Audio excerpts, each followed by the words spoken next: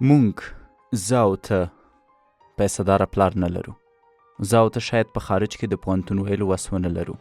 زه او ته شاید دولتي پوهنتون ته د تګ او راتګ وس هم ونه لرو. نو زموږ هیله همدا چې باید دنده پیدا کو، او په همدې دنده کې هم د واسطو له امله بار بار ناکامیږو. د واسطو له امله مو بار بار د پرمختګ مخه نیول کیږي. د بې وجدانۍ او بې عدالتۍ له امله راته شاید خپله وړتیا هم اور وګرځي.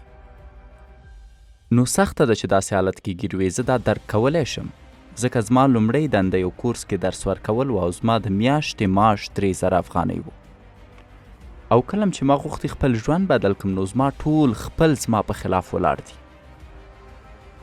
نه پام کوه، همدا وظیفه باید ولري، دندې نشته، بیکاره به پاتې شي، بیا به څوک ډوډۍ هم نه درکوي.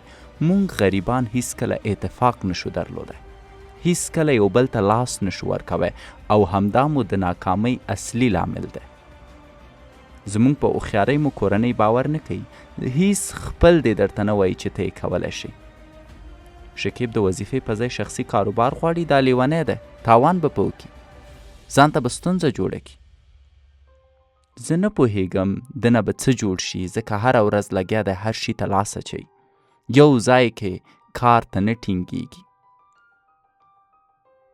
مونږ نورو ته په نوکرۍ کې دومره وفاداره یو چې د خپل ژوند د نږدې ملګري د پرمختګ دښمن کیږو. ولې؟ ځینې وخت د بادار د راضي کولو لپاره، خو تر ډیره د خپلې بخیلۍ له امله. زه حاضر یم زما دښمن میلیونر شي، خو زما نږدې ملګری باید پیسې پیدا نه کړي. زه حاضر یم چې یو خارجي راشي دلته وظیفه ولري، خو زما د خاله زوی باید ما سره یو ځای په دفتر کې ما سره کار ونه کړي. دا ستاسو تر ټولو ستره تېروتنه ده چې بار بار یې کوئ او هیڅوک یې په اړه درته نه وایي، ځکه همدا تېروتنه ده چې پیسه داره کوي. همدا تېروتنه ده چې نور خلک تاسو غولوي او تاسو نور هم غریبېږئ.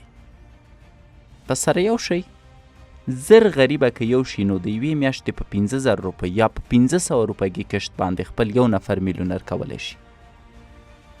پیسې پیدا کول اسانه دي، اتفاق سخت دی. یو ځای اوسېدل سخت دي، یو بل باندې باور کول سخت دي، یو بل ته د پرمختګ لار هوارول سخت دي. سره ودرېږئ او سره یو ځای روان شئ، نو ایله وشئ کولی بریالي شئ.